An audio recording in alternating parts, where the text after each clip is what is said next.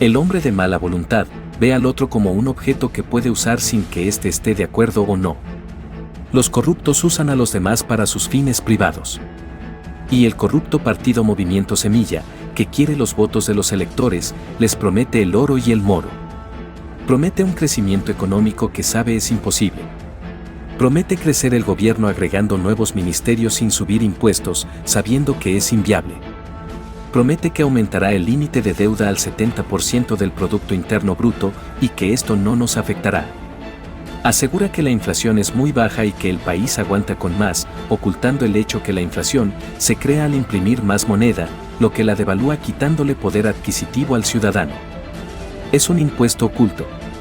Es decir, le roba su dinero al pueblo. Prometen combatir la corrupción, pero llegaron a la contienda electoral por medios corruptos.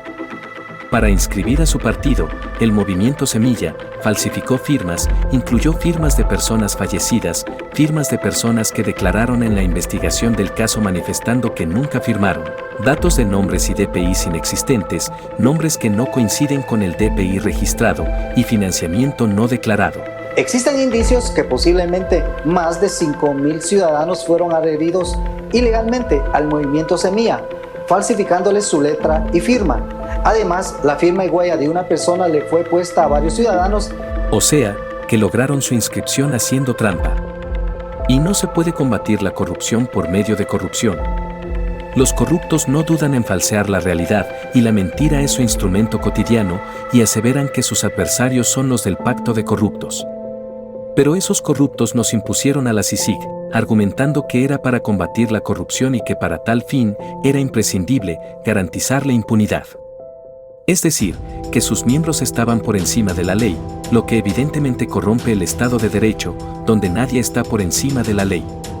Pronto empezó la persecución de los enemigos políticos de la izquierda, a quienes Iván Velázquez y sus cómplices acusaron de ser los del pacto de corruptos y que tenían cooptado al Estado.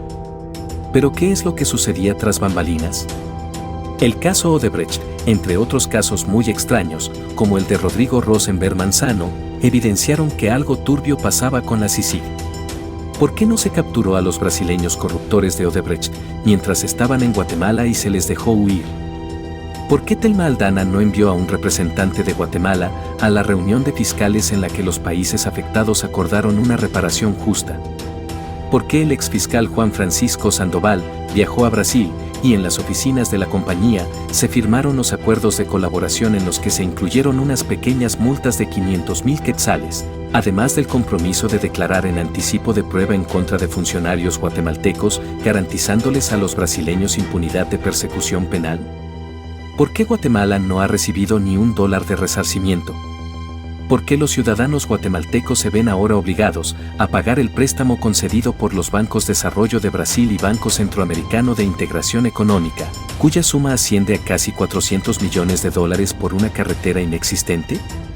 ¿Cuál fue la negociación entre Odebrecht y el Ministerio Público de Telma Aldana, la CICIG de Iván Velázquez y la FECI de Juan Francisco Sandoval? Recién, confirmó el exviceministro de la Defensa de Colombia, el general Ricardo Díaz, que los abogados representantes de Odebrecht en Guatemala, Juan Pablo Carrasco de Díaz Durán y Asociados, y Alfonso Carrillo, son socios de Iván Velázquez en su corporación Justicia y Democracia. Resulta que hay una corporación que tiene el señor ministro de la Defensa. ¿Cómo se llama? Se llama Justicia y Democracia.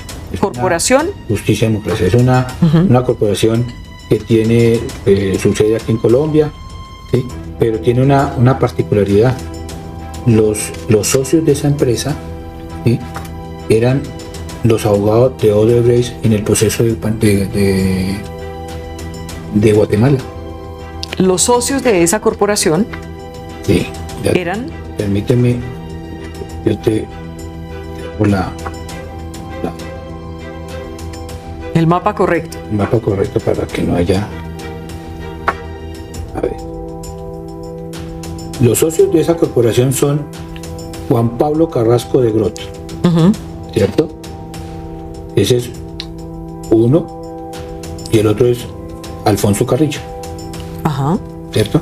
Esos dos abogados tenían que ver, eran los representantes de Odebrecht en Guatemala, pero tenían que ver con el banco ruso de la familia Bitkov en Guatemala. Esos dos personajes hoy son los socios del ministro de Defensa en la Corporación Justicia y Democracia. Y eso aclara el panorama. Entonces, ¿quiénes fueron los corruptos que pactaron para delinquir y para estafar al pueblo de Guatemala? Los corruptos, los hombres de mala voluntad, no dudan en pasar por encima de la ley si ésta interfiere con sus intereses privados. El 10 de agosto de 2018, en una conferencia de prensa, la CICIG y el Ministerio Público anunciaron que, tras la investigación de los partidos políticos FCN y Encuentro por Guatemala, se solicitaba la cancelación de dichos partidos por el delito de financiamiento no reportado. En la mesa principal estaban la fiscal Consuelo Porras, Iván Velázquez, Juan Francisco Sandoval y el fiscal Óscar Chávez. Antes, la investigación a los partidos políticos no se tildaba de golpe de Estado.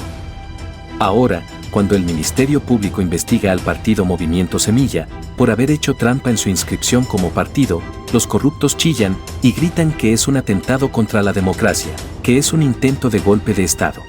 El Tribunal Supremo Electoral canceló dichos partidos, así como las candidaturas de Telma Cabrera y Jordán Rodas, la del presidenciable del partido político Podemos y la de Carlos Pineda del partido Prosperidad Ciudadana.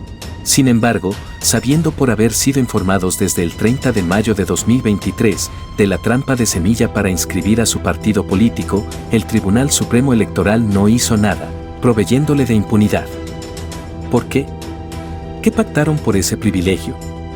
Al ver que el Ministerio Público procedía con las investigaciones y que el juez Orellana ordenó la suspensión del partido Movimiento Semilla, los corruptos nacionales e internacionales se alinearon en un pacto tácito para presionar al Ministerio Público para obligarlo a desistir de investigar al fraudulento Movimiento Semilla. Por eso, vemos la injerencia de Almagro, las amenazas de los representantes del gobierno de Estados Unidos y de países europeos, los intentos por varios hombres de mala voluntad en medios periodísticos de pintar a los fiscales del Ministerio Público como los criminales en este caso, y a los criminales del Movimiento Semilla como inocentes víctimas, tratando de manipular a la opinión pública en favor de sus intereses. Para pasar por encima de la ley, por interferir con sus intereses de poner un gobierno alineado con sus agendas, han llegado a presionar para que renuncien los oficiales del Ministerio Público que están haciendo cumplir la ley. Pero, una cosa buena que ha salido de esta coyuntura es que ahora sabemos quiénes son los corruptos del verdadero pacto de corruptos.